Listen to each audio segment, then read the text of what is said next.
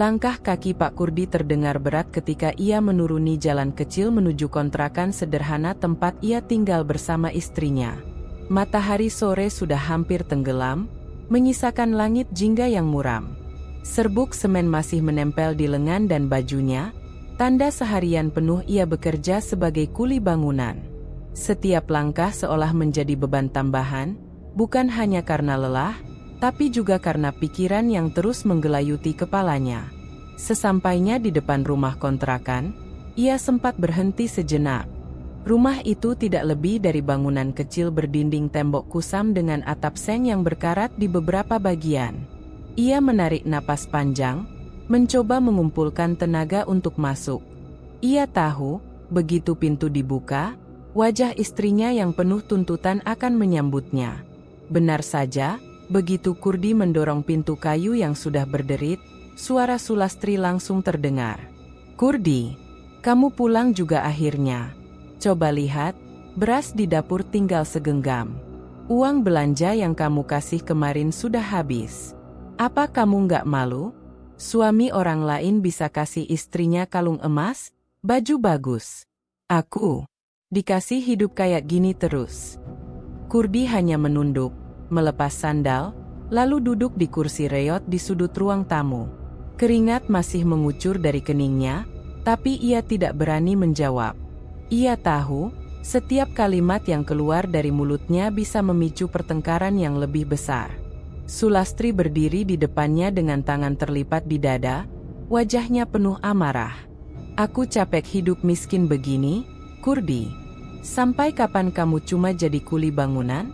Orang-orang di kampung ini sudah pada punya motor, ada yang bangun rumah sendiri. Kita, kontrakan aja bocor di mana-mana." Kurdi mengangkat wajahnya, berusaha berkata dengan tenang meski hatinya sakit. "Lastri, aku kerja sekuat tenaga. Dari pagi sampai sore, panas-panasan. Kalau rezeki kita segini, mau bagaimana lagi? Yang penting kita masih bisa makan." "Masih bisa makan?" Sulastri menirukan dengan nada mengejek.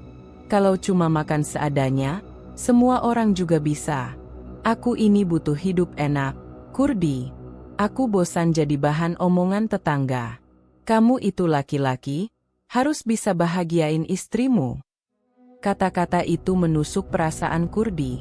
Ia tahu dirinya bukan suami yang mampu memberikan kemewahan. Tapi apakah salah kalau ia hanya bisa memberi sesuai jerih payahnya? Ia memejamkan mata, mencoba menahan perasaan yang berkecamuk. Pertengkaran kecil itu terus berlanjut hingga langit benar-benar gelap. Sulastri akhirnya masuk ke kamar dengan wajah kesal, meninggalkan Kurdi yang duduk termenung di ruang tamu. Lampu minyak di meja menyala redup, menerangi wajahnya yang murung. Malam semakin larut, tapi Kurdi tidak bisa tidur. Ia duduk sendirian di teras kontrakan, menatap jalanan sepi di depan rumah. Angin malam bertiup dingin, membuat tubuhnya menggigil. Di kepalanya, suara istrinya terus bergema, "Aku butuh hidup enak, Kurdi.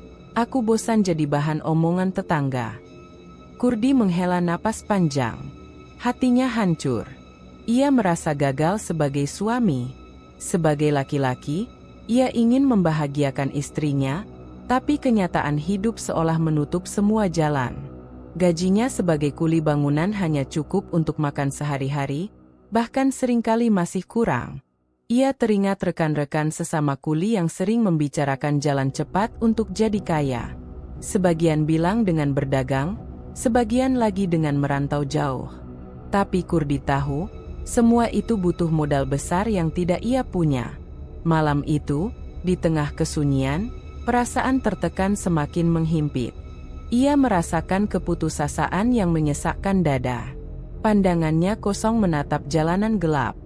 Di dalam hati kecilnya, timbul bisikan-bisikan aneh.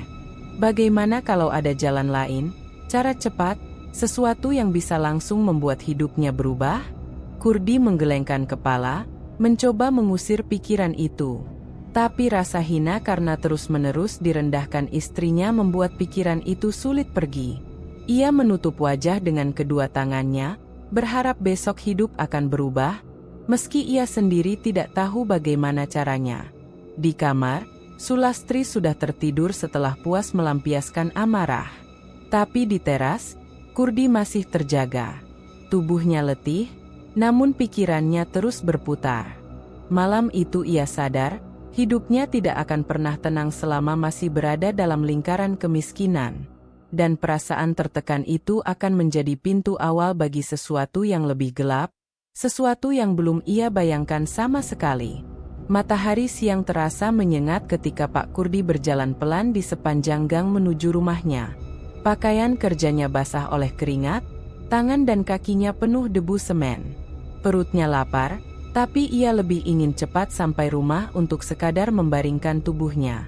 Namun dalam benaknya, ia tahu begitu masuk ke dalam rumah, yang menyambut bukanlah ketenangan, melainkan suara istrinya yang tak pernah berhenti menuntut.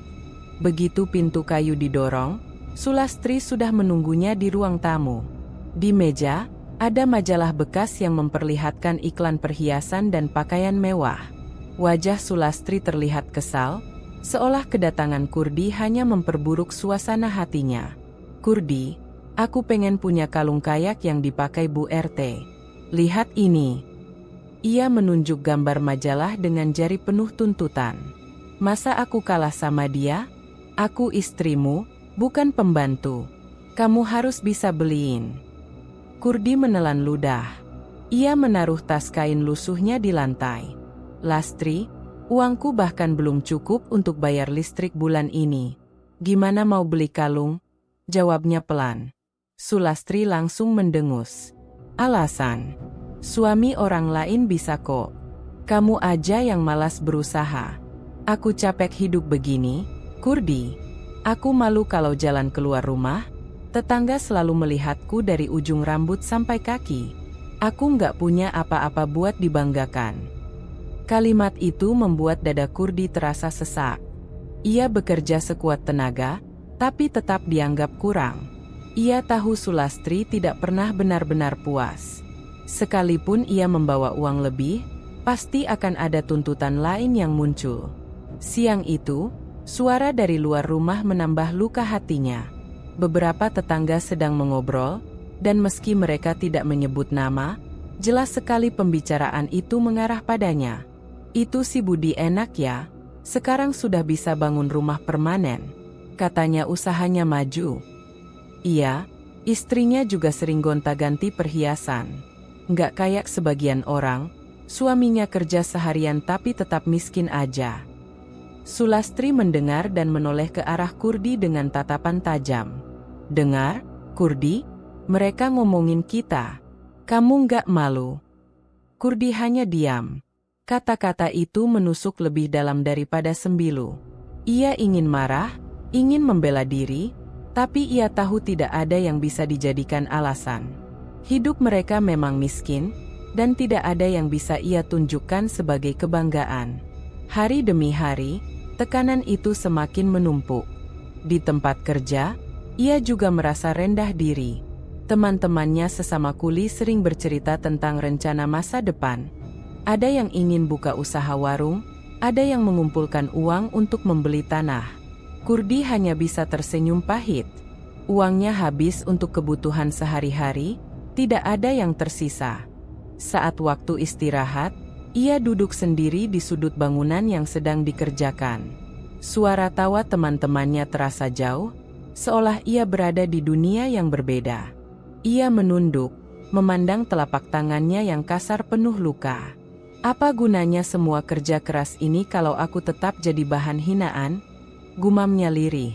Sore harinya, ketika pulang, tuntutan istrinya semakin menjadi-jadi. Sulastri ingin pakaian baru, ingin motor seperti milik tetangga, ingin rumah yang lebih besar. Setiap kata yang keluar dari mulutnya adalah pisau yang menusuk hati Kurdi. Malam-malamnya diisi dengan pertengkaran, dan setiap kali ia berusaha menjelaskan, Sulastri hanya menudingnya sebagai suami gagal. Kurdi merasa dunianya semakin sempit. Ia tidak lagi punya tempat untuk bernaung. Di rumah ia dihina, di luar rumah ia jadi bahan gosip, di tempat kerja ia merasa tidak berguna. Rasa tertekan itu menumpuk menjadi gumpalan gelap di dalam pikirannya. Malam itu, ketika ia duduk di teras rumah yang pengap, pikiran buruk mulai menghampiri. Bagaimana kalau ada cara cepat? Bagaimana kalau ada jalan yang bisa membuatku kaya seketika? Ia mencoba mengusir bayangan itu, tapi suara istrinya yang terus menghina membuat bisikan itu semakin kuat. Ia menutup wajah dengan kedua tangannya, merasa kalah. Untuk pertama kalinya, Kurdi benar-benar terpikir bahwa kerja keras saja tidak cukup. Ada jalan lain yang mungkin bisa mengubah segalanya, meski ia belum tahu harus lewat mana. Dan sejak saat itu, pikirannya tidak lagi sama. Tekanan yang ia alami perlahan-lahan membuka pintu menuju sesuatu yang jauh lebih gelap, yang kelak akan menyeretnya ke jurang tak terbayangkan. Malam itu udara terasa lembab setelah hujan turun sore hari. Di pinggir jalan, sebuah warung kopi sederhana masih ramai. Lampu neon putih menggantung seadanya, memantulkan cahaya kusam ke meja-meja kayu yang penuh noda kopi. Asap rokok menebal, bercampur dengan aroma kopi tubruk dan gorengan. Pak Kurdi berjalan pelan menuju warung itu. Biasanya, ia jarang nongkrong.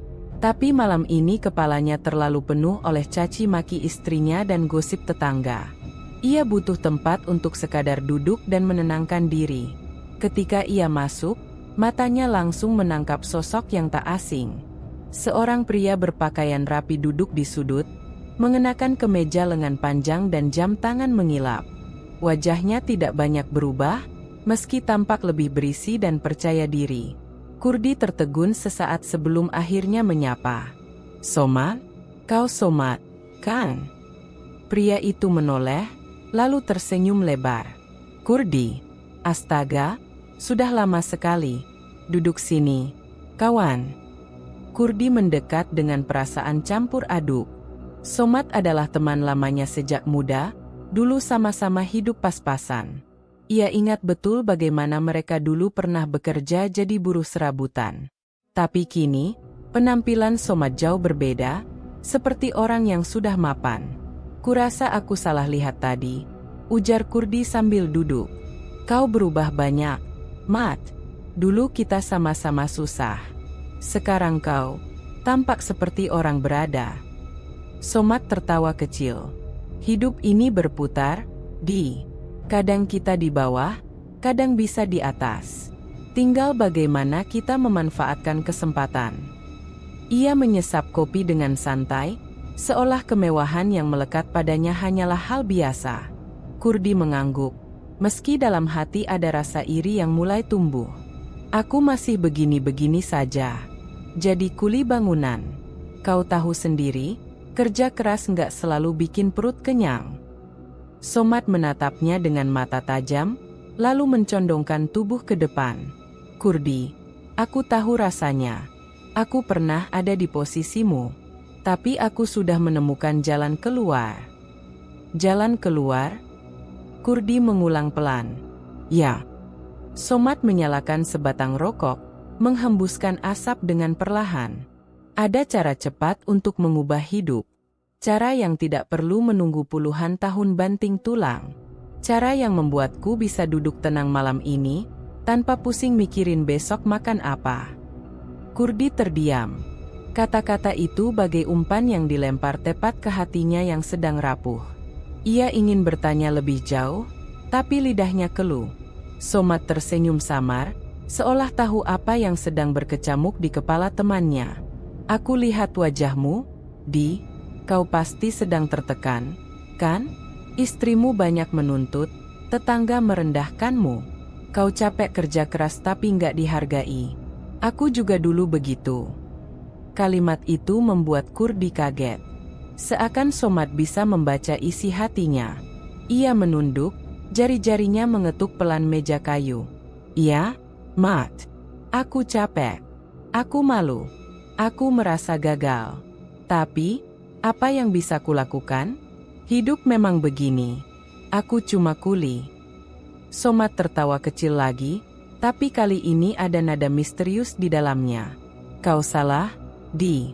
Hidup bisa kau kendalikan kalau berani mengambil langkah yang berbeda. Ada jalan pintas. Jalan cepat untuk kaya. Tapi tentu saja, bukan jalan yang semua orang berani tempuh. Kurdi mengangkat wajahnya. Matanya penuh rasa ingin tahu, bercampur keraguan. Jalan cepat? Maksudmu apa, Mat? Somad tidak langsung menjawab. Ia menepuk bahu Kurdi, lalu berkata pelan, hampir berbisik. Bukan saatnya aku menjelaskan semua di sini. Tapi kalau kau benar-benar serius ingin keluar dari penderitaanmu, aku bisa tunjukkan jalan. Aku bisa perkenalkan kau dengan seseorang. Kurdi merasa dadanya berdegup kencang. Kata-kata itu sederhana, tapi membuat pikirannya berputar-putar. Ada rasa penasaran yang tumbuh, seolah Somad baru saja membuka pintu ke dunia lain yang belum pernah ia bayangkan. Namun pada saat yang sama, ada juga ketakutan. Ia tahu sesuatu yang terdengar terlalu mudah biasanya menyimpan bahaya. Aku nggak tahu, Mat. Aku takut. Aku bukan orang berani, ucap Kurdi dengan suara lirih. Somad tersenyum tipis. Takut itu wajar. Tapi ingat, Kurdi, kadang hidup memaksa kita untuk memilih. Kau bisa terus jadi kuli yang dihina istrimu dan direndahkan tetangga, atau kau bisa jadi seseorang yang mereka hormati. Pilihannya ada di tanganmu. Malam semakin larut. Warung kopi mulai sepi. Tapi percakapan itu tertanam kuat di kepala Kurdi. Ia pulang dengan langkah berat, membawa segudang pertanyaan. Benarkah ada jalan cepat untuk kaya? Apa sebenarnya yang dimaksud Somad? Keraguan dan rasa penasaran itu bercampur menjadi satu. Ia belum mendapat jawaban, tapi untuk pertama kalinya, Kurdi merasa seolah ada kemungkinan lain dalam hidupnya. Sebuah kemungkinan yang bisa membalikkan segalanya, atau justru menghancurkannya. Malam itu, Kurdi mengikuti langkah Somad menuju sebuah rumah besar di ujung gang. Dibandingkan dengan rumah kontrakan sempit yang ia tinggali, rumah Somad tampak jauh lebih megah. Dindingnya kokoh dengan cat baru, ada pagar besi mengilap, dan di halaman terparkir sepeda motor matic keluaran terbaru. Lampu teras menyala terang, menyingkap segala kemewahan yang jelas-jelas bukan hasil kerja seorang buruh biasa. Kurdi terdiam cukup lama di depan pintu. Dalam hatinya, ia bertanya-tanya, bagaimana bisa Somad yang dulu sama melaratnya denganku kini hidup seperti ini? Somad tersenyum penuh percaya diri ketika membuka pintu. Masuklah, Kurdi. Jangan sungkan. Anggap saja rumah sendiri. Begitu melangkah ke dalam, Kurdi nyaris tidak percaya dengan apa yang dilihatnya. Lantai keramik mengilap, perabotan modern, dan televisi layar datar besar terpajang di ruang tamu. Aroma dupa samar-samar tercium, meski tersamarkan dengan wangi pengharum ruangan. Duduklah, ujar Somad sambil menuangkan kopi ke dalam gelas kaca. Kau pasti penasaran kan, dari mana semua ini? Kurdi menelan ludah. Ya, Mat, terus terang aku heran. Kita dulu sama-sama susah. Tapi kau? Ia berhenti sejenak, mencari kata yang tepat. Kau seperti hidup di dunia lain sekarang. Somad menyandarkan tubuh ke kursi, matanya menyipit. Aku akan jujur padamu, Di. Semua ini bukan hasil kerja keras. Aku tidak perlu banting tulang siang dan malam. Kekayaan ini datang cepat, hampir tanpa usaha. Tapi tentu saja, ada syaratnya. Kurdi mengerutkan kening. Syarat? Somad menunduk sebentar, lalu menatap Kurdi dengan serius.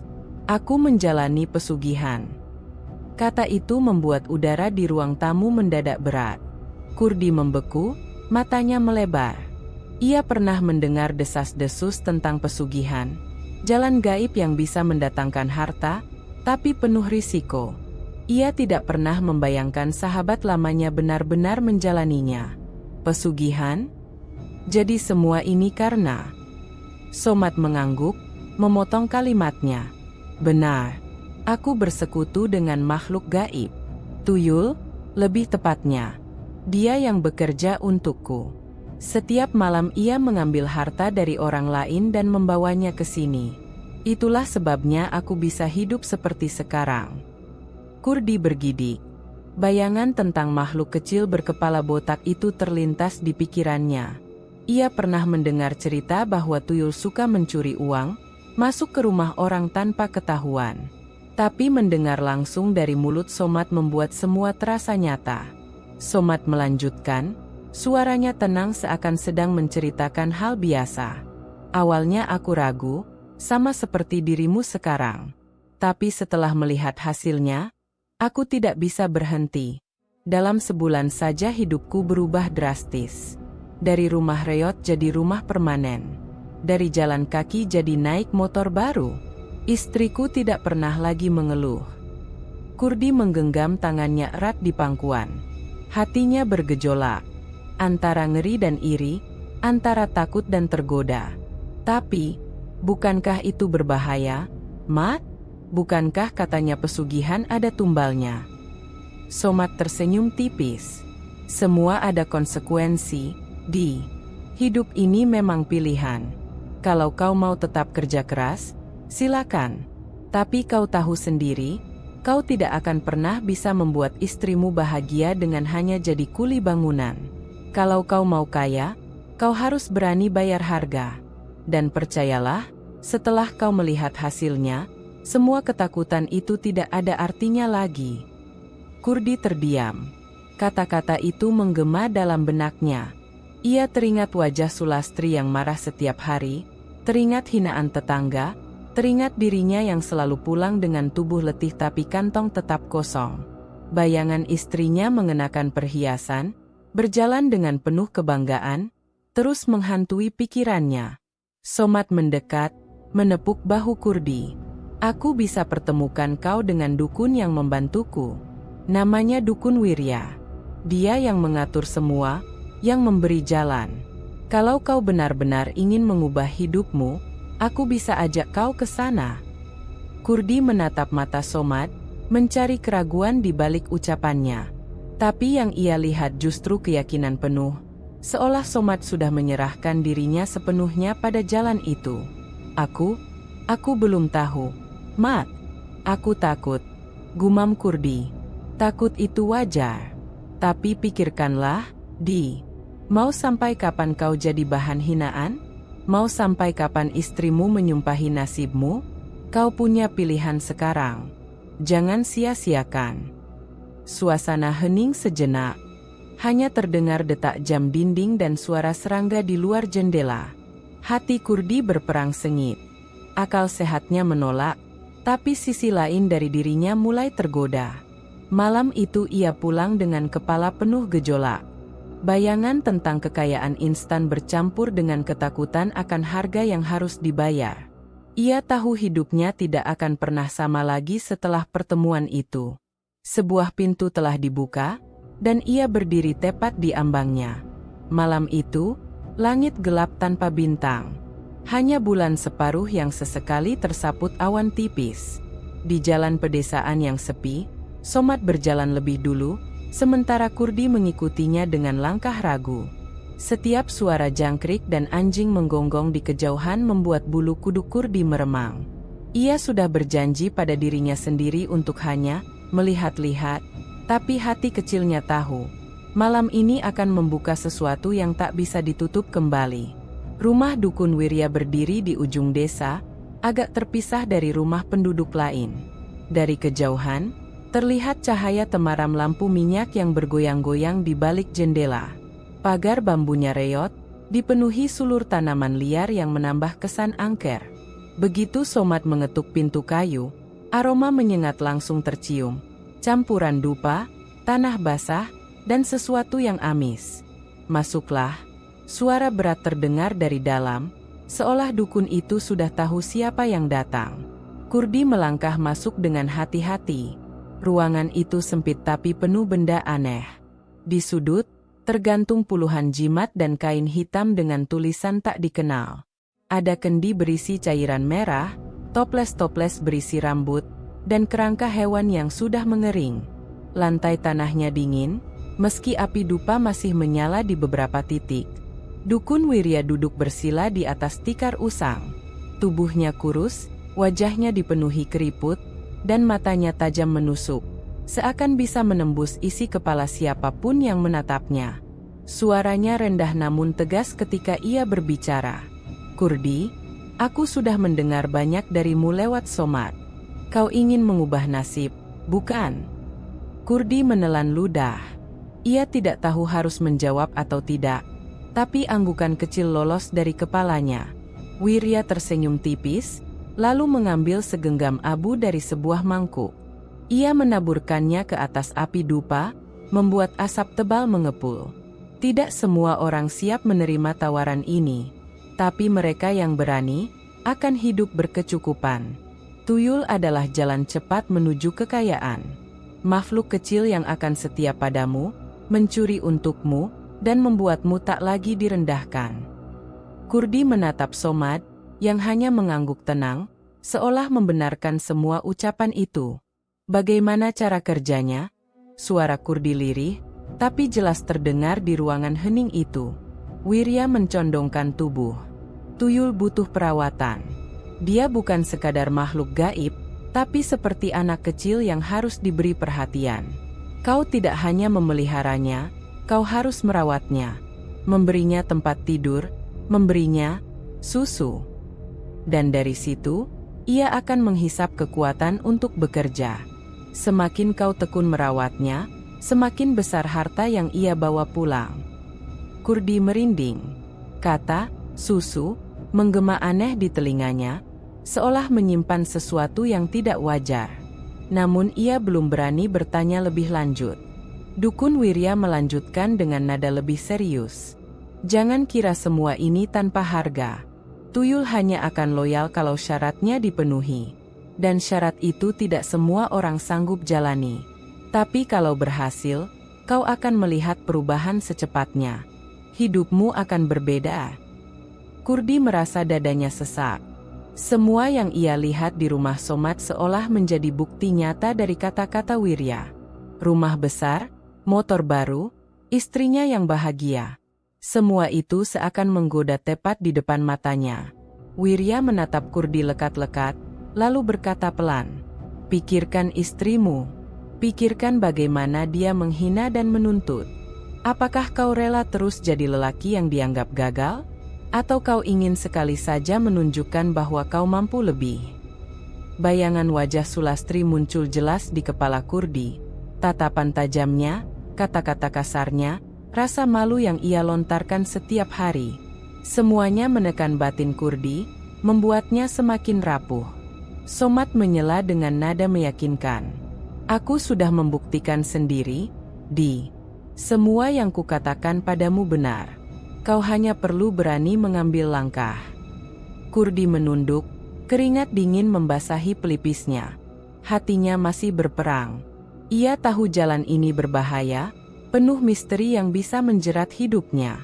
Tapi di sisi lain, ada janji kekayaan yang selama ini ia impikan, atau lebih tepatnya, yang diimpikan istrinya.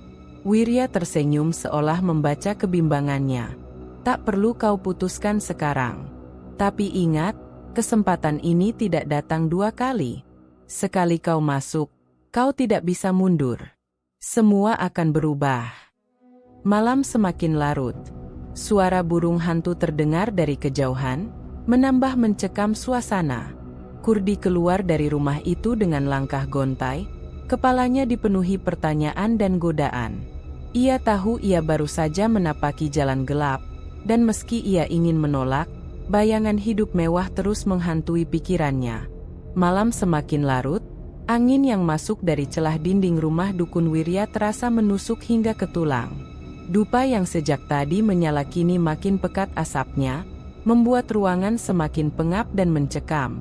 Kurdi duduk gelisah di tikar anyaman, sementara Somad tampak santai, seolah sudah terbiasa dengan suasana semacam ini. Dukun Wirya menatap Kurdi dengan sorot mata yang tajam, bibirnya tersungging senyum samar. Setelah berbincang panjang soal kekuatan tuyul, akhirnya ia mulai membuka bagian yang paling penting, syarat. "Kurdi," suara Wirya berat, terukur.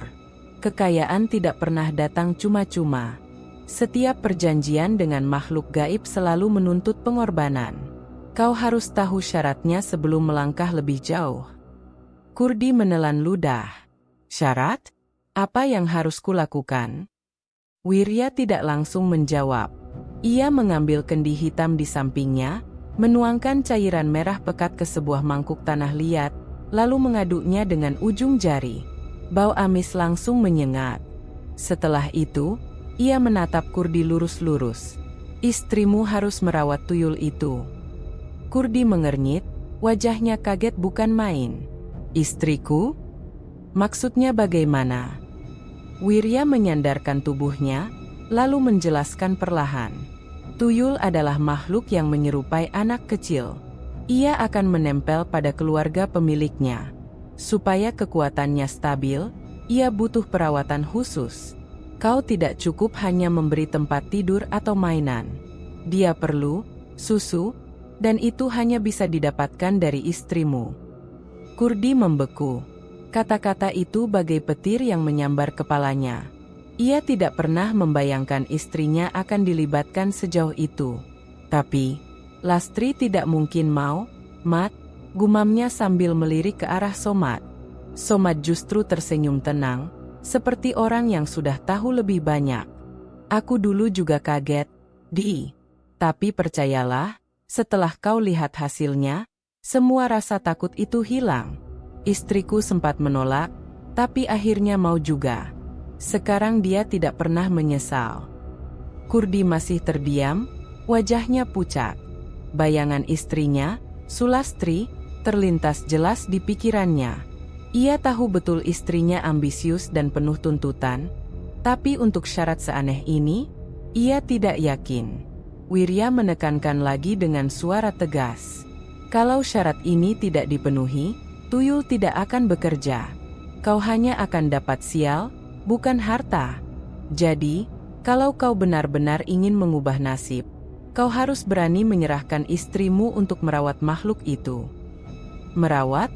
Menyusui tuyul? Suara Kurdi tercekat. Wirya mengangguk perlahan. Begitulah istilahnya. Tapi jangan khawatir. Dari situ, harta akan mengalir. Kau tidak akan kekurangan lagi. Tetangga akan hormat. Istrimu bisa membeli semua yang ia mau. Kau tidak akan disebut suami gagal lagi. Suasana hening sesaat. Hanya terdengar suara kayu terbakar di tungku kecil yang meletup-letup pelan. Kurdi ingin marah, ingin menolak mentah-mentah. Tapi pikirannya sudah terlalu kacau. Kata-kata Wirya dan Somat terus menekan sisi rapuh di dalam dirinya. Ia teringat bagaimana Sulastri memaki setiap hari, bagaimana tetangga merendahkan, bagaimana dirinya merasa tak berharga. Jika ia menolak sekarang, semua itu akan terus berulang. Somat menepuk bahunya, suara sahabat lamanya itu terdengar lembut tapi penuh dorongan. Di, kau sudah lihat sendiri rumahku. Kau tahu aku nggak bohong. Ini jalan yang nyata. Jangan ragu terlalu lama. Kadang kita harus berkorban demi hidup yang lebih baik. Kurdi menunduk, kedua tangannya terkepal. Hatinya berperang. Bagaimana kalau syarat ini benar-benar berbahaya? Bagaimana kalau istriku terluka? Tapi suara lain dalam dirinya membisikkan. Bukankah Lastri selalu menuntut hidup mewah? Bukankah ini cara agar ia bisa mendapatkan semua yang ia mau? Wirya tersenyum tipis, melihat kebimbangan itu sebagai tanda kemenangan. Pikirkan baik-baik. Aku tidak akan memaksa.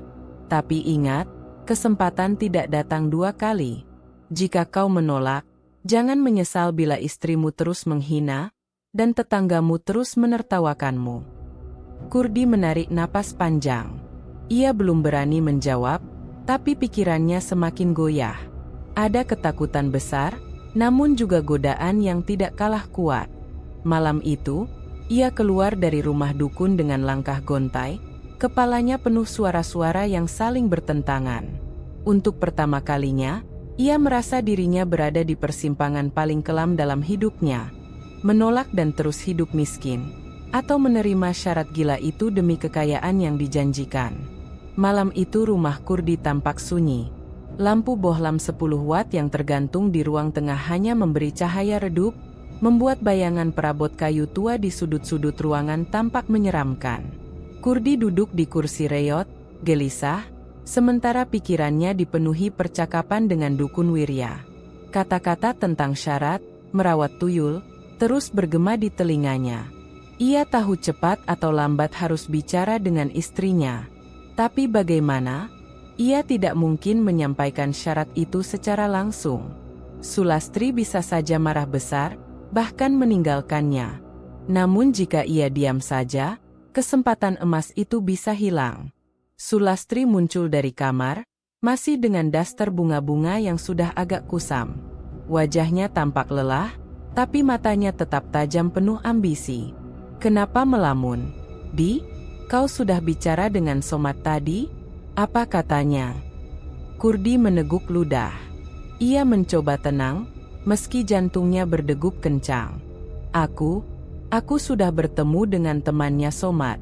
Dia bilang ada jalan supaya rezeki kita lancar. Tapi, ada ritual kecil yang harus dijalani. Ritual? Sulastri menaikkan alisnya. Ritual apa? Jangan bilang yang aneh-aneh. Kurdi menggeleng cepat. Bukan yang berbahaya, Las. Hanya semacam doa-doa khusus. Kau tahu sendiri, orang zaman dulu sering melakukan tirakat supaya hidupnya berkah. Nah, ini mirip seperti itu. Tidak ada yang aneh. Ia berbohong. Lidahnya keluh, tapi demi menenangkan hati istrinya, ia harus melakukannya. Sulastri mendekat, duduk di kursi seberang, menatap Kurdi lekat-lekat.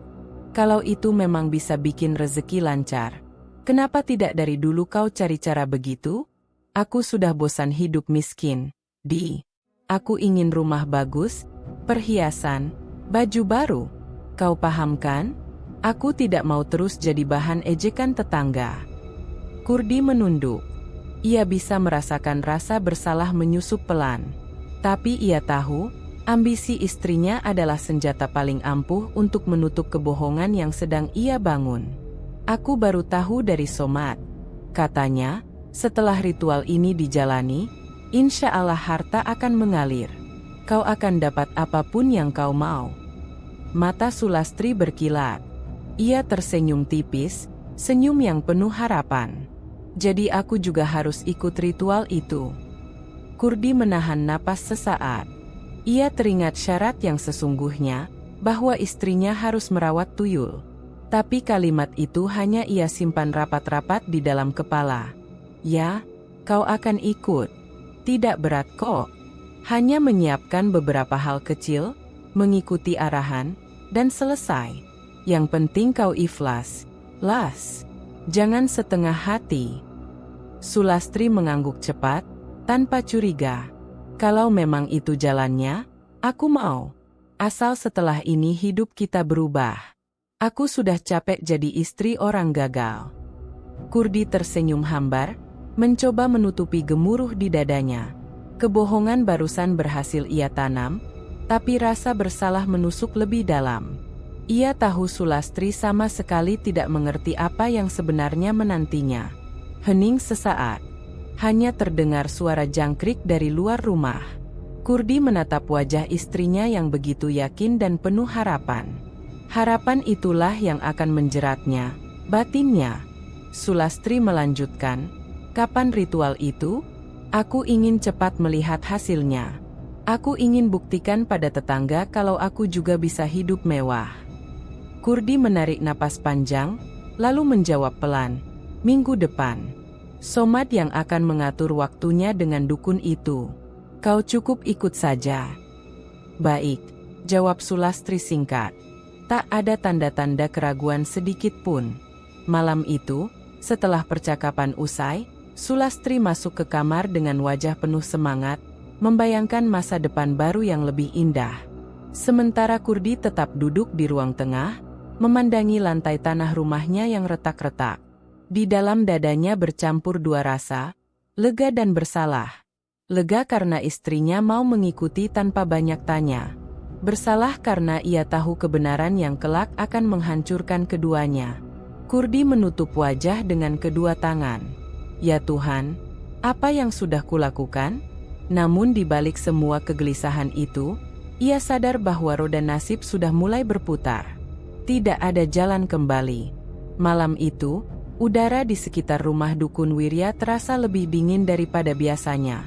Angin berhembus pelan, membawa aroma dupa yang terbakar di setiap sudut ruangan. Rumah itu masih sama menyeramkannya, dengan dinding kayu tua penuh coretan simbol-simbol aneh, dan rak kayu yang berisi botol berisi cairan merah, rambut, hingga potongan kain lusuh. Kurdi duduk bersila di lantai, tepat di samping Sulastri yang wajahnya tegang tapi dipenuhi rasa penasaran. Somat berdiri di belakang mereka, seolah penjaga yang memastikan semuanya berjalan sesuai aturan. Dukun Wirya, dengan sorot mata tajamnya, mengatur segala persiapan ritual. "Jangan banyak bicara," kata Wirya dengan suara berat. "Malam ini adalah malam penentu. Jika kalian mundur, maka semua akan sia-sia. Tapi jika kalian melangkah, kekayaan akan datang." Kurdi menelan ludah, tangannya dingin. Ia menoleh sekilas pada Sulastri. Wajah istrinya tampak penuh keyakinan, seolah tak sabar menunggu janji hidup mewah itu terwujud. Kontras sekali dengan hatinya yang justru diliputi rasa takut. Ritual dimulai. Wirya menyalakan lilin-lilin berwarna hitam dan merah, menaruhnya membentuk lingkaran di lantai. Dalam lingkaran itu, ia menaruh kendi berisi cairan keruh, seikat bunga layu, dan ayam hitam yang sudah disembelih. Aroma amis bercampur dengan bau dupa membuat suasana semakin mencekam. Wirya mulai melantunkan mantra.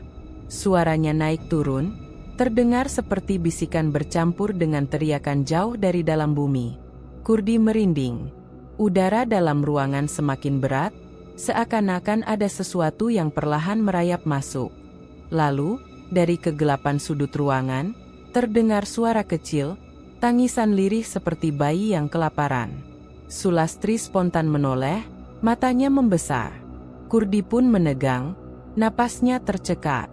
Dari balik tirai kain hitam, muncullah sosok itu. Tubuh kecil, kurus, hampir menyerupai anak balita. Kepalanya botak, matanya besar bulat tapi kosong, dan kulitnya pucat kekuningan. Ia berjalan tertatih, mengeluarkan suara lirih seperti rengekan anak kecil. "Itulah tuyulmu," kata Wirya pelan namun tegas. "Mulai malam ini, ia akan menjadi perantara rezeki kalian." Sulastri menatap dengan campuran takut dan kagum.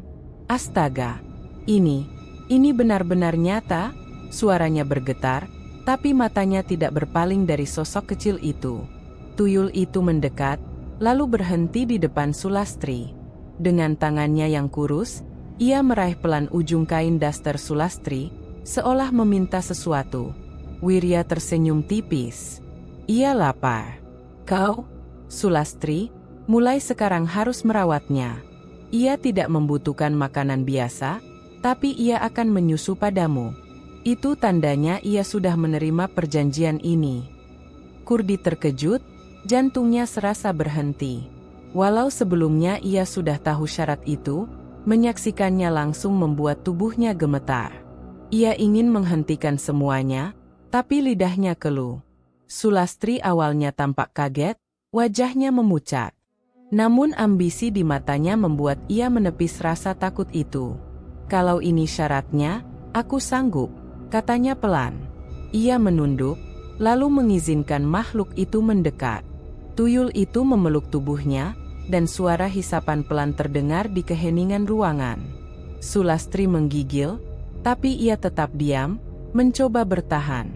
Wajahnya tampak kaku, namun dalam tatapannya ada kepuasan, keyakinan bahwa ini adalah jalan menuju kemewahan yang ia dambakan. Kurdi hanya bisa menatap, dadanya penuh sesak. Ia merasa seperti menyerahkan istrinya kepada sesuatu yang gelap, sesuatu yang tak seharusnya disentuh manusia. Namun di sisi lain, ia terbayang rumah besar, emas berkilau, dan wajah istrinya yang bahagia. Wirya menutup ritual dengan mantra terakhir. Lilin-lilin padam satu persatu, meninggalkan hanya bau asap pekat yang menusuk hidung. Tuyul itu, yang kini tampak lebih tenang, duduk di samping Sulastri seolah sudah menemukan induknya. "Mulai malam ini, hidup kalian akan berubah," ujar Wirya. "Tapi ingat, tidak ada yang gratis. Ia sudah terikat dengan darah dan tubuhmu, Sulastri. Kau harus siap dengan segala akibatnya." Sulastri mengangguk. Wajahnya masih pucat tapi matanya penuh harapan. Kurdi menunduk, tidak sanggup menatap istrinya lebih lama. Dalam hati kecilnya, ia tahu ada sesuatu yang keliru, tapi ia memilih diam. Saat mereka pulang malam itu, Sulastri tampak membawa semangat baru, seolah langkahnya lebih ringan. Kurdi, sebaliknya, merasa setiap langkah kakinya seperti menapaki jalan yang tak lagi bisa diputar balik. Di dalam kepalanya, ia mendengar tangisan lirih tuyul yang terus bergema, menandai dimulainya ikatan gelap yang akan mengubah hidup mereka selamanya. Pagi itu, rumah kontrakan Kurdi tampak berbeda dari biasanya. Meja kayu tua yang semula kosong kini dipenuhi kantong belanjaan berisi baju baru, tas bermerek, dan perhiasan imitasi berlapis emas yang berkilau. Sulastri sibuk membuka satu persatu belanjaannya dengan wajah penuh senyum. Tangannya tak henti-hentinya memegang kalung, gelang, dan pakaian mewah seolah ingin memastikan semua itu nyata. Kurdi duduk di kursi sudut ruangan, menatap tumpukan barang itu dengan campuran lega dan cemas. Sejak ritual di rumah dukun Wirya beberapa malam lalu, uang memang datang entah dari mana. Pertama, ia menemukan dompet penuh uang di jalan pulang kerja. Esoknya, tiba-tiba ada orang tak dikenal yang melunasi utangnya tanpa diminta. Lalu, keesokan harinya, ia mendapati amplop tebal berisi uang di teras rumah. Semuanya terjadi begitu saja, terlalu cepat, terlalu mulus. "Kurdi, lihatlah ini." Sulastri bersorak kegirangan, memamerkan sepasang sandal berkilau. "Akhirnya aku bisa beli barang-barang yang selama ini cuma bisa kulihat dari etalase toko. Kau lihat kan? Aku bilang apa? Hidup kita bisa berubah asal kau mau usaha lebih. Untung kau mau mendengar kata Somad." Kurdi tersenyum tipis, mencoba ikut bahagia. "Ya, Las, kalau kau senang, aku pun senang." Namun dalam hatinya, kegembiraan itu terasa hambar. Setiap kali ia melihat tumpukan uang, yang terbayang justru wajah pucat Sulastri saat tuyul itu menempel di tubuhnya. Ia ingin mengusir bayangan itu, tapi suara rengekan lirih tuyul selalu muncul dalam kepalanya, seolah mengingatkan bahwa semua ini tidak gratis. Kehidupan sehari-hari mereka pun berubah drastis. Sulastri kini rajin keluar rumah, berbelanja ke pasar dengan dandanan berlebihan. Kalung emas melingkar di lehernya, tangannya penuh gelang yang berkilat, bahkan ia sengaja membawa tas baru meski hanya untuk membeli sayur. Tetangga yang biasanya mencibir, kini justru menyanjung. "Wah, Bu Sulastri makin cantik saja sekarang," kata salah satu tetangga dengan senyum manis. "Baju barunya bagus sekali, pasti mahal, ya?" Sulastri tersenyum penuh kemenangan. "Alhamdulillah, rezeki suami saya sedang lancar. Doakan saja semoga tambah banyak." Ia sengaja menekankan kata-kata itu, seolah ingin membuktikan bahwa dirinya bukan lagi istri kuli miskin. Kurdi hanya diam, mendengarkan dari jauh. Ia tahu pujian itu membuat istrinya semakin bangga, tapi di balik semua itu, ia merasa harga dirinya hancur. Kekayaan yang mengalir deras bukan hasil keringatnya, melainkan hasil perjanjian gelap dengan makhluk yang bahkan tak pantas dipandang sebagai manusia. Malam harinya, ketika suasana rumah kembali sepi, Kurdi duduk di ruang tengah sambil menghitung tumpukan uang. Tangannya gemetar. Ia merasa seperti sedang menyentuh sesuatu yang kotor, meski nilainya tak terhitung. Di saat itulah Somad datang, mengetuk pintu pelan. "Assalamualaikum, Kurdi," sapa Somad dengan senyum lebar. "Aku dengar kau sudah merasakan hasilnya." "Ya." Kurdi hanya mengangguk, menyodorkan secangkir teh. "Ya, Mat, uang datang begitu saja." Jujur saja, aku masih tidak percaya. Somat tertawa kecil. Kau tak perlu heran. Itulah kelebihan pesugihan. Yang penting, jangan pernah mundur. Sekali kau terikat, tidak ada jalan kembali.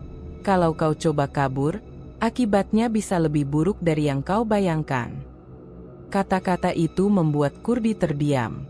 Ia sudah tahu hal itu dari Wirya, tapi mendengarnya lagi membuat perasaan bersalahnya semakin berat. Tapi, Mat, aku sering merasa bersalah. Apalagi melihat Las, dia tampak senang, tapi aku tahu ada yang tidak wajar. Somat menepuk bahunya, wajahnya tetap tenang. Kurdi, berhentilah berpikir terlalu banyak. Kau ingin hidup mewah, bukan? Kau ingin istrimu bahagia, bukan? Maka terimalah syaratnya. Kau kira aku tidak pernah merasa bersalah dulu? Semua orang yang menempuh jalan ini pasti punya keraguan. Tapi lambat laun, kau akan terbiasa. Percayalah. Kurdi hanya menunduk. Kata-kata Somat masuk ke kepalanya, tapi hatinya tetap gelisah. Ia tahu dirinya sudah melangkah terlalu jauh, dan kini tidak mungkin lagi mundur. Sementara itu, di kamar, Sulastri sibuk mencoba baju barunya di depan cermin kecil. Wajahnya berseri-seri, matanya berbinar penuh kepuasan. Ia tidak tahu bahwa tubuhnya perlahan mulai melemah, meski belum terasa jelas. Kurdi menatapnya dari pintu kamar, hatinya semakin perih. Kekayaan yang mengalir ini memang nyata, tapi bayang-bayang tuyul dan suara tangisnya membuat tidur Kurdi semakin gelisah setiap malam. Namun, pada akhirnya ia hanya bisa meyakinkan dirinya dengan satu kalimat. Setidaknya Sulastri bahagia sekarang. Beberapa minggu setelah ritual di rumah dukun Wirya, suasana rumah Kurdi memang berubah. Barang-barang mewah semakin memenuhi ruang kontrakan mereka. Namun di balik tumpukan uang dan perhiasan itu, ada sesuatu yang jauh lebih mencolok, kondisi tubuh Sulastri. Wajahnya yang dulu berseri kini tampak pucat. Tulang pipinya menonjol, kulitnya mulai kendur, dan lingkaran hitam menggelayuti matanya. Ia sering terduduk lemas di kursi, napasnya pendek-pendek. Kurdi, yang setiap hari memperhatikannya, mulai sadar bahwa sesuatu yang mengerikan sedang terjadi. "Sulastri, kau tidak apa-apa?" tanya Kurdi suatu sore. Ia baru saja pulang dari bekerja, namun yang menyambutnya hanya pandangan sayu istrinya yang duduk termangu di ruang tengah. "Aku hanya lelah," jawab Sulastri pelan. Ia mencoba tersenyum, tapi senyumnya hambar, tanpa tenaga. Mungkin karena terlalu sering keluar rumah belanja. Ya. Kurdi menelan ludah. Ia tahu itu bukan alasan sebenarnya. Ia sudah melihat pola yang jelas. Setiap kali tuyul itu muncul dan menempel pada tubuh Sulastri, tubuh istrinya semakin lemah keesokan harinya. Malam harinya, Kurdi terbangun dari tidur karena suara lirih. Ia menoleh ke sisi ranjang, dan mendapati tuyul itu sudah duduk di pangkuan Sulastri. Tubuh kecilnya menempel erat di dada istrinya, mengeluarkan suara hisapan halus. Wajah Sulastri tampak pucat, matanya terpejam tapi alisnya berkerut, menahan rasa sakit. "Cukup," bisik Kurdi dengan suara serak, meski tangannya gemetar. "Kau sudah terlalu sering melakukannya." Namun tuyul itu tidak menggubris. Ia terus menempel, seolah tak peduli dengan protes Kurdi. Sulastri hanya mengangkat tangannya lemah, mencoba menenangkan suaminya. "Biarkan saja, Di, ini memang jalannya. Demi rezeki kita." Kalimat itu menusuk hati Kurdi. Baginya, itu bukan lagi soal rezeki. Ia melihat dengan mata kepala sendiri bahwa makhluk itu bukan menyusu seperti bayi biasa, melainkan menghisap sesuatu yang jauh lebih penting, darah dan tenaga istrinya. Keesokan harinya, keadaan semakin memburuk. Sulastri pingsan saat sedang merapikan baju di lemari. Tubuhnya terjatuh keras ke lantai, membuat Kurdi panik. Ia segera mengangkat istrinya ke ranjang, wajahnya panik dan penuh keringat dingin. "Las, bangun. Jangan tinggalkan aku," teriaknya, mengguncang tubuh Sulastri. Butuh waktu beberapa menit sampai Sulastri membuka matanya. Lemah. Aku hanya terlalu lelah. Jangan khawatir. Aku masih kuat, bisiknya. Namun Kurdi tidak bisa lagi berbohong pada dirinya sendiri. Ia tahu tubuh istrinya mulai habis terkuras. Tuyul itu semakin sering muncul, semakin sering menuntut untuk disusui. Dan setiap kali selesai, Sulastri makin pucat, makin kurus, makin tak berdaya. Di ruang tamu, malam itu, Kurdi duduk sendirian sambil memegang kepala. Tumpukan uang di meja justru terasa seperti tumpukan dosa yang menindih dadanya. Ia mendengar suara rengekan tuyul dari kamar, suara lirih yang tak pernah berhenti. Hatinya berkecamuk. Di satu sisi, ia tak ingin melihat istrinya menderita. Di sisi lain, ia tahu ia sudah terikat dalam perjanjian itu. Mundur bukanlah pilihan. Somad dan Wirya sudah memperingatkannya. Ketika Somad datang ke rumah esoknya, Kurdi tak tahan lagi. "Mat, lihat istriku. Tubuhnya makin lemah setiap hari. Kau tidak lihat dia hampir mati?" Somad hanya tersenyum datar, menepuk bahu Kurdi. "Tenang saja. Itu hal biasa. Semua orang yang ikut pesugihan harus membayar harga. Kau tak bisa berhenti sekarang, Kurdi. Kalau kau berhenti, justru lebih buruk akibatnya. Kau harus kuat. Jangan sampai menyesal di tengah jalan."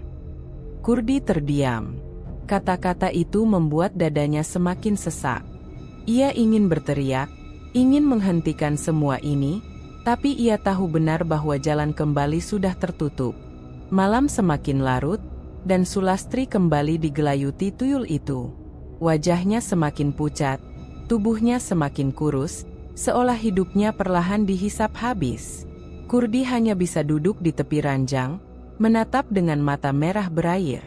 Ia merasa bersalah, merasa berdosa, dan di saat yang sama merasa tak berdaya.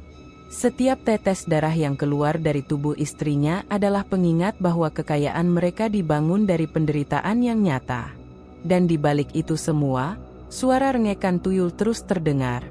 Lirih, dingin, menandakan bahwa penderitaan baru saja dimulai. Malam itu, rumah kontrakan Kurdi terasa semakin dingin dari biasanya. Lampu bohlam redup di ruang tengah nyaris tak mampu menyingkirkan bayangan di sudut-sudut rumah. Kurdi duduk di kursi kayu reyot, tubuhnya kaku, telinganya menangkap suara lirih dari kamar. Suara rengekan kecil, disusul hisapan pelan yang membuat bulu kuduknya berdiri. Ia berdiri perlahan, melangkah ke arah kamar dengan hati-hati agar tidak menimbulkan suara. Pintu kamar sedikit terbuka, cukup baginya untuk mengintip. Dan di sanalah ia melihat pemandangan yang membuat darahnya berdesir. Tuyul itu duduk di pangkuan Sulastri, tubuh kecilnya menempel erat di dada istrinya. Dari jarak itu, Kurdi bisa melihat jelas. Bukan susu yang dihisap makhluk itu, melainkan darah.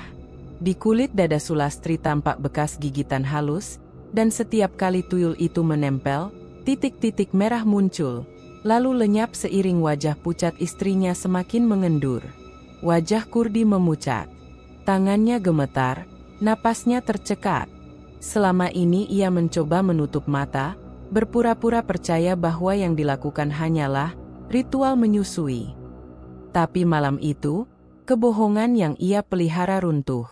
Tuyul itu bukan anak kecil lapar, ia adalah makhluk penghisap darah yang perlahan menguras hidup Sulastri.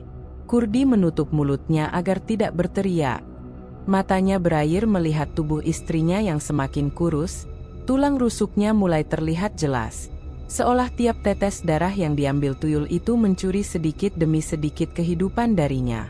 Tak tahan lagi, Kurdi masuk ke kamar. "Berhenti!" serunya. Suaranya parau. Ia menarik tubuh tuyul itu dengan kasar. Makhluk kecil itu meringis, mengeluarkan suara mendengking seperti hewan terluka. Namun matanya yang besar menatap Kurdi penuh kebencian. Sulastri tersentak, terbangun dari lelapnya. Wajahnya pucat, napasnya lemah. "Kurdi, kenapa?" bisiknya, hampir tak terdengar. Kurdi memandang istrinya dengan mata merah. "Las, dengarkan aku. Makhluk itu bukan menyusu. Dia menghisap darahmu. Kau lihat tubuhmu sekarang? Kau semakin kurus, semakin lemah. Kalau ini terus berlanjut, kau bisa mati." Sulastri terdiam, matanya berkaca-kaca. Ia ingin membantah, tapi tubuhnya yang lemah justru menjadi bukti kebenaran kata-kata suaminya. Tuyul itu berlari ke sudut kamar, meringkuk sambil mengeluarkan suara lirih, seolah marah karena diusik. Kurdi menatapnya dengan rasa ngeri sekaligus benci. Ia tahu saat itu juga bahwa dirinya harus keluar dari pesugihan ini. Tak peduli berapa banyak harta yang sudah ia dapatkan, ia tidak mau menukar nyawa istrinya dengan kekayaan semu. Esoknya, dengan hati penuh tekad, Kurdi mendatangi Somad. Mereka bertemu di warung kopi tempat biasa. Begitu duduk, Kurdi langsung membuka pembicaraan. "Mat, aku tidak bisa lagi. Istriku makin kurus. Aku melihat sendiri tuyul itu menghisap darahnya. Aku ingin berhenti. Tolong bantu aku keluar dari semua ini." Somad terdiam sesaat, lalu tertawa kecil, tapi tawanya tanpa kehangatan. "Kurdi, kau pikir ini permainan anak-anak? Kau pikir bisa seenaknya masuk lalu keluar begitu saja? Tidak ada jalan keluar. Kau sudah menyerahkan istrimu sebagai perantara. Mundur berarti celaka, untukmu, untuk istrimu, bahkan untuk anak cucumu nanti." Kurdi menggeleng keras. "Aku tidak peduli. Aku lebih baik miskin lagi daripada melihat Las mati perlahan." Somad mencondongkan tubuhnya, menatap Kurdi tajam. "Kalau kau mundur, justru kematian itu akan datang lebih cepat. Kau tidak tahu, Wirya tidak akan membiarkanmu kabur. Kau sudah terikat. Satu-satunya jalan adalah bertahan." Kata-kata itu membuat dada Kurdi sesak. Namun tekadnya tidak padam. Ia memutuskan menemui langsung dukun Wirya malam itu juga. Di rumah sang dukun, suasana jauh lebih mencekam. Wirya duduk di tikar usang, menatap Kurdi dengan mata tajam yang seolah bisa menembus isi hati. "Kau datang dengan wajah gelisah. Apa yang ingin kau bicarakan, Kurdi?" Kurdi menunduk, lalu berkata dengan suara bergetar, "Aku ingin berhenti. Aku tidak sanggup melihat istriku semakin lemah. Aku mohon, hentikan semua ini." Wirya tertawa pelan, suaranya berat dan dingin. "Berhenti? Kau pikir kau sedang bertransaksi di pasar? Tidak ada yang namanya berhenti, Kurdi. Kau sudah memberikan syarat, dan syarat itu tidak bisa ditarik kembali. Tuyul itu sudah terikat pada darah istrimu. Kalau kau mencoba menghentikan, ia akan mengambil semuanya sekaligus. Dan kau akan kehilangan lebih cepat dari yang kau kira." Kurdi terdiam, tubuhnya gemetar. Wajah Wirya yang dingin, suara rengekan tuyul yang terus terngiang, dan tubuh istrinya yang semakin lemah, semua berpadu menjadi lingkaran neraka yang tak bisa ia lepaskan. Malam itu ia pulang dengan langkah gontai, dadanya terasa hampa. Ia tahu benar, tidak ada jalan kembali. Rumah Kurdi malam itu semakin terasa seperti penjara yang mencekik. Lampu bohlam di ruang tengah berkedip-kedip, seolah hampir padam, sementara udara yang berhembus melalui celah jendela membawa hawa dingin menusuk tulang. Sulastri duduk di tepi ranjang dengan tubuh lemah. Pucatnya kini semakin jelas, tulang pipinya menonjol, matanya cekung, dan tangannya bergetar meski hanya memegang segelas air. Ia menatap cermin kecil di samping tempat tidur. Bibirnya pucat, kulitnya dipenuhi guratan kebiruan. Air matanya jatuh tanpa bisa ditahan. Ia menyadari sesuatu yang selama ini ia abaikan. Tubuhnya perlahan hancur. Tidak ada lagi sinar wajah yang dulu ia banggakan ketika sering memamerkan perhiasan di depan tetangga. Kini yang tersisa hanyalah bayangan samar dari dirinya yang dulu. Ketika Kurdi masuk membawa semangkuk bubur hangat, Sulastri langsung menatapnya tajam. "Kau yang membuatku begini, Kurdi." Suaranya parau, namun penuh amarah yang ditahan-tahan. Kurdi tertegun. Las, makan dulu. Kau butuh tenaga. Tidak. Sulastri menepis mangkuk itu hingga hampir tumpah. Aku sudah tahu semuanya. Makhluk itu, tuyul itu, menghisap darahku setiap malam. Aku sadar sekarang. Dan semua ini karena kau. Kurdi terpaku, wajahnya memucat. Las, aku. Jangan membantah, teriak Sulastri, suaranya pecah. Kau yang menyeretku ke dalam pesugihan ini. Kau yang berbohong, mengatakan hanya ada ritual kecil untuk rezeki. Kau pikir aku bodoh? Tubuhku sendiri yang merasakan. Aku hampir mati karena ulahmu. Kurdi mendekat, mencoba meraih tangannya. Aku tidak punya pilihan, Las. Kau sendiri yang selalu meminta barang-barang mewah. Kau ingin dihormati tetangga, ingin kaya. Aku hanya ingin membuatmu bahagia. Sulastri menatapnya dengan mata merah, penuh kebencian. Bahagia? Apa ini yang kau sebut bahagia? Tubuhku kurus, darahku dihisap setiap malam, nyawaku dipertaruhkan. Apa kau masih bisa menyebut ini kebahagiaan? Kurdi terdiam. Kata-kata istrinya menghantam hatinya seperti palu. Ia ingin membantah, tapi semua yang dikatakan Sulastri benar. Dialah yang menutup mata, yang rela menjual ketenangan keluarganya demi harga diri yang semu. Suasana rumah semakin mencekam.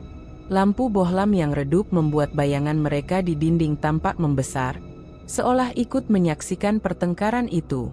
Suara tuyul terdengar lirih dari sudut rumah, tawa kecilnya menambah ketegangan. Las, suara Kurdi bergetar. Aku sudah mencoba mencari jalan keluar. Aku menemui Somad, bahkan Wirya. Tapi mereka bilang tidak ada jalan mundur. Kita sudah terikat. Kalau kita berhenti, justru kematian akan datang lebih cepat. Sulastri berdiri meski tubuhnya goyah. Jadi maksudmu kita harus menyerah begitu saja? Membiarkan makhluk itu terus menghisap darahku sampai aku mati? Kurdi menunduk, tak sanggup menatap mata istrinya. Aku tidak tahu harus bagaimana. Semua sudah terlambat. Sulastri menampar bahunya dengan tenaga sisa. Terlambat karena kebodohanmu, Kurdi. Kau lebih memilih jalan pintas daripada kerja keras. Kau lebih peduli pada gengsi daripada keselamatanku. Kau bukan suami yang melindungi, kau penghancur hidupku. Tamparan itu jauh lebih menyakitkan daripada tenaga fisik yang lemah. Kata-kata Sulastri menancap ke dalam hati Kurdi. Ia ingin berteriak, ingin menyalahkan keadaan, tapi yang ia miliki hanyalah penyesalan yang semakin menumpuk. Pertengkaran itu berlangsung lama. Sulastri terus melontarkan kemarahan yang terpendam, sementara Kurdi hanya bisa pasrah menerima tuduhan yang memang benar adanya. Suara mereka menggema di rumah kecil itu, bercampur dengan rengekan tuyul yang semakin keras, seakan menikmati kehancuran hubungan suami istri itu. Akhirnya Sulastri jatuh terduduk di lantai, tubuhnya lemah, napasnya terengah. Air matanya tak berhenti mengalir. Aku menyesal, Kurdi. Andai aku bisa memutar waktu, aku lebih memilih hidup sederhana daripada seperti ini. Aku menyesal pernah membiarkan keserakahan menguasai kita. Kurdi ikut berlutut di hadapannya, menggenggam tangannya yang dingin. Aku juga menyesal, Las. Aku yang bersalah. Semua ini karena aku. Tapi aku bersumpah, aku akan mencari jalan keluar, apapun taruhannya. Aku tidak bisa membiarkanmu mati begini. Namun jauh di lubuk hatinya, Kurdi tahu kata-kata itu kosong. Ia sudah mencoba, dan jawabannya tetap sama, tidak ada jalan kembali. Di tengah keheningan yang tiba-tiba menyelimuti, suara langkah kecil terdengar mendekat. Tuyul itu muncul dari kegelapan, matanya merah menyala, bibirnya meneteskan darah. Ia menatap keduanya dengan senyum menyeramkan, seolah berkata bahwa semua perlawanan mereka sia-sia. Kurdi merangkul istrinya erat, hatinya dipenuhi rasa takut sekaligus putus asa. Malam itu, pertengkaran besar mereka berakhir bukan dengan solusi, melainkan dengan kesadaran pahit. Semuanya memang sudah terlambat. Malam itu, rumah kecil milik Kurdi terasa lebih sunyi dari biasanya. Angin malam berdesir melalui celah-celah dinding, menghasilkan suara lirih seperti bisikan yang menambah kengerian suasana.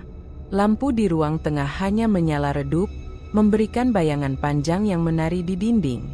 Sulastri terbaring di ranjang, tubuhnya kian menyusut, kulitnya mengeriput seolah-olah usia bertambah puluhan tahun hanya dalam hitungan minggu. Kurdi duduk di samping ranjang, memegangi tangan istrinya yang dingin. Matanya sembab karena terlalu sering menangis. Hatinya penuh penyesalan, tapi ia tidak bisa melakukan apapun. Setiap malam, ia menyaksikan tubuh istrinya semakin merosot. Nafas Sulastri pendek-pendek, kadang tersengal seolah sedang berjuang hanya untuk bertahan hidup 1 menit lebih lama.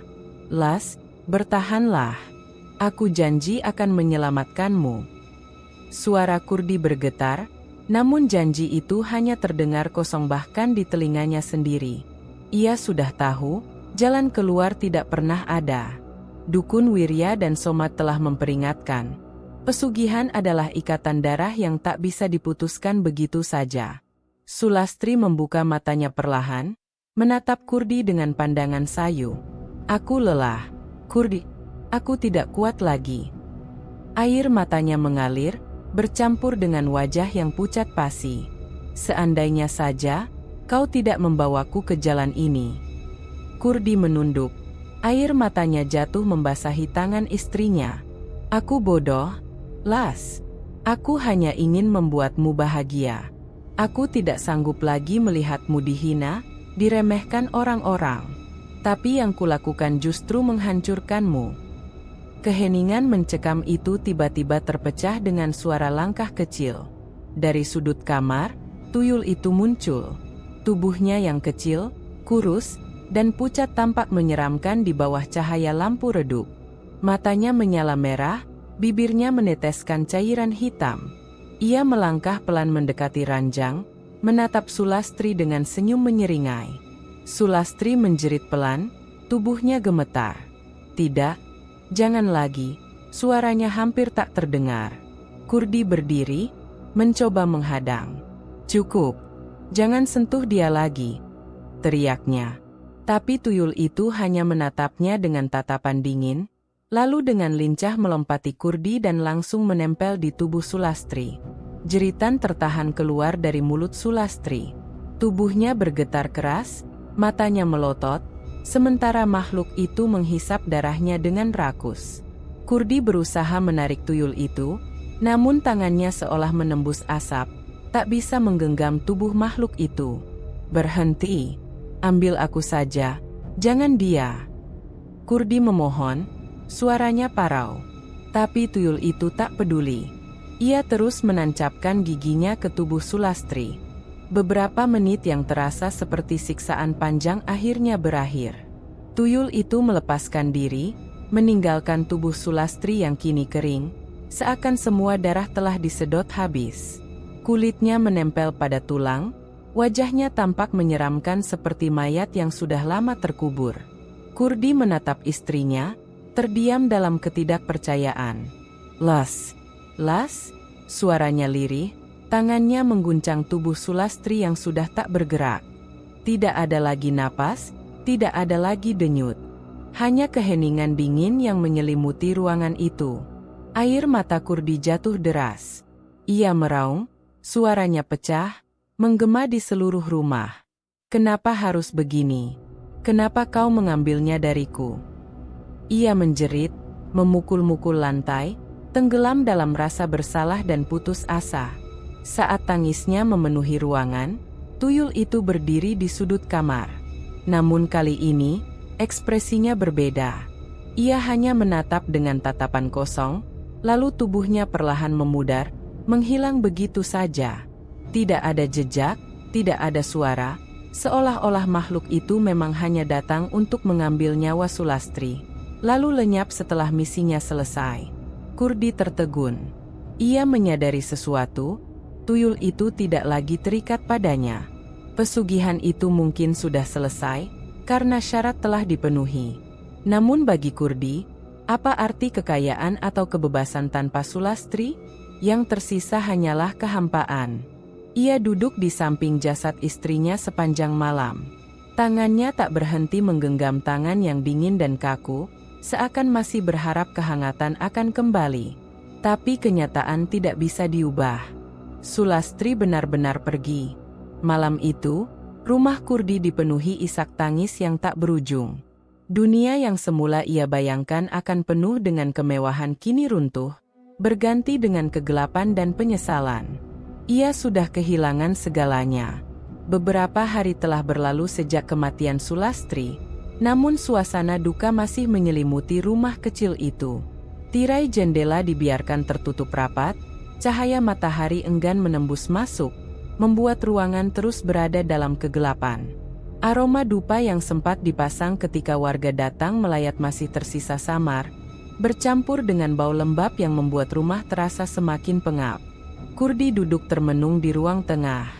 Rambutnya kusut, matanya merah karena kurang tidur, dan tubuhnya semakin kurus karena jarang makan. Ia hampir tak pernah keluar rumah sejak malam nahas itu. Dunia seolah kehilangan makna tanpa Sulastri. Tidak ada lagi suara marah, tidak ada lagi keluhan, bahkan tidak ada lagi tuntutan yang selama ini ia keluhkan. Kini yang tersisa hanyalah kesunyian yang menghantui setiap sudut rumah.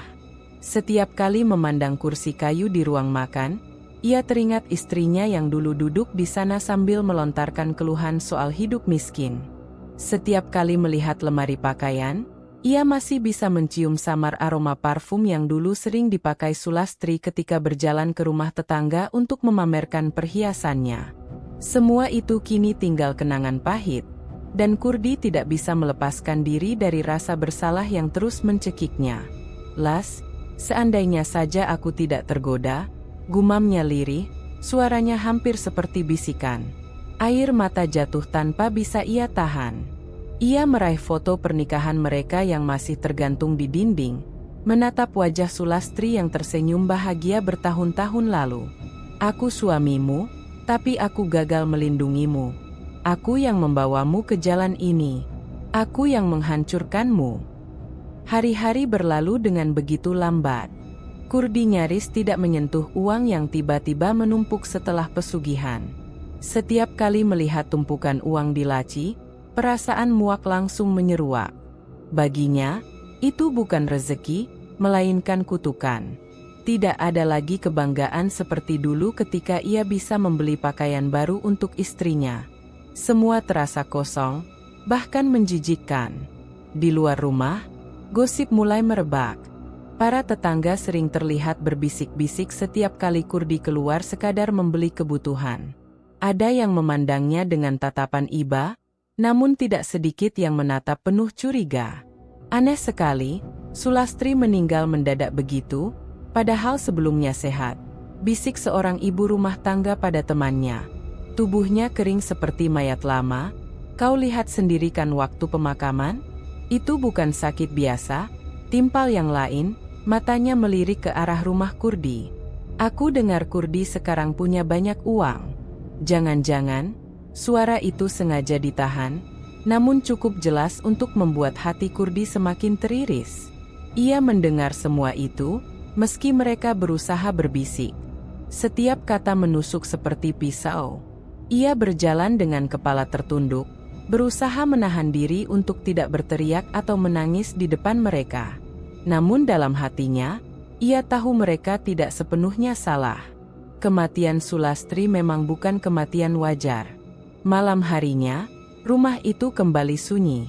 Kurdi duduk sendirian di kamar tidur yang terasa asing tanpa keberadaan Sulastri. Setiap kali ia memejamkan mata, bayangan wajah pucat istrinya saat menghembuskan napas terakhir selalu muncul.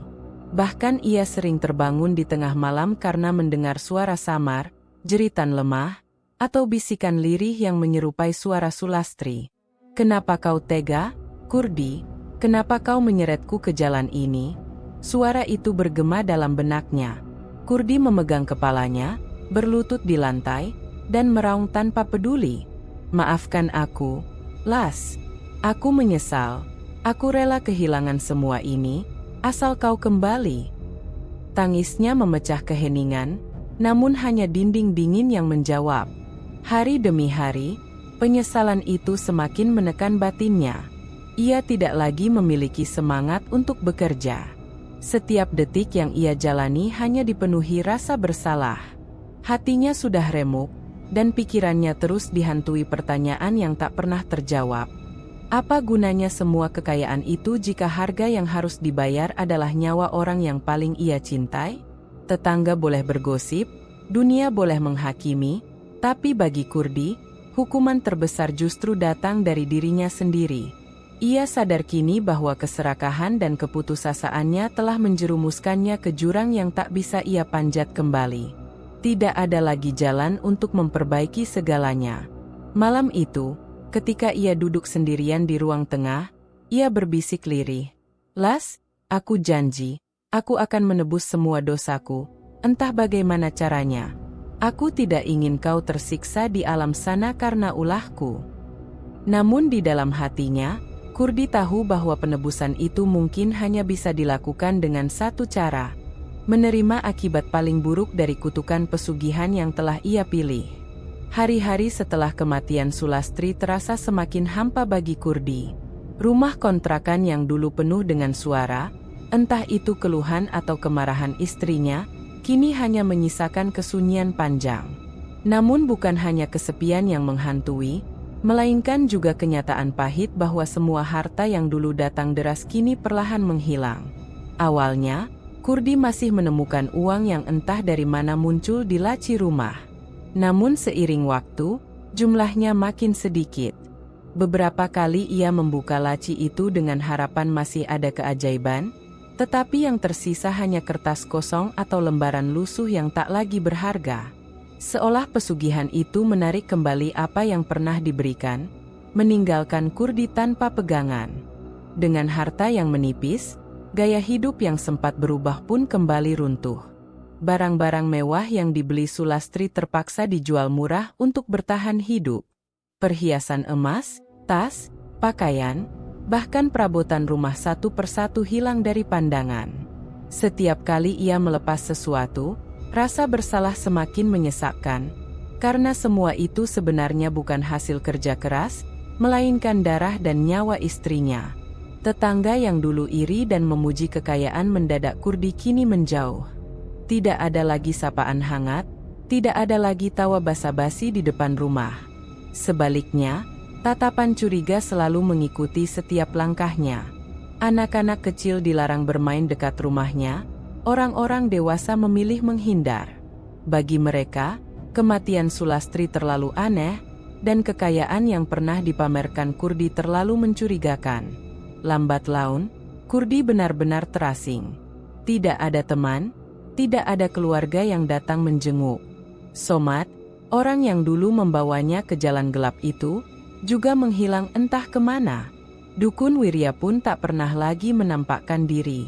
Kurdi ditinggalkan sendirian, seakan semua orang bersekongkol membiarkan dirinya tenggelam dalam kesengsaraan. Malam demi malam, ia duduk di ruang tengah dengan tatapan kosong.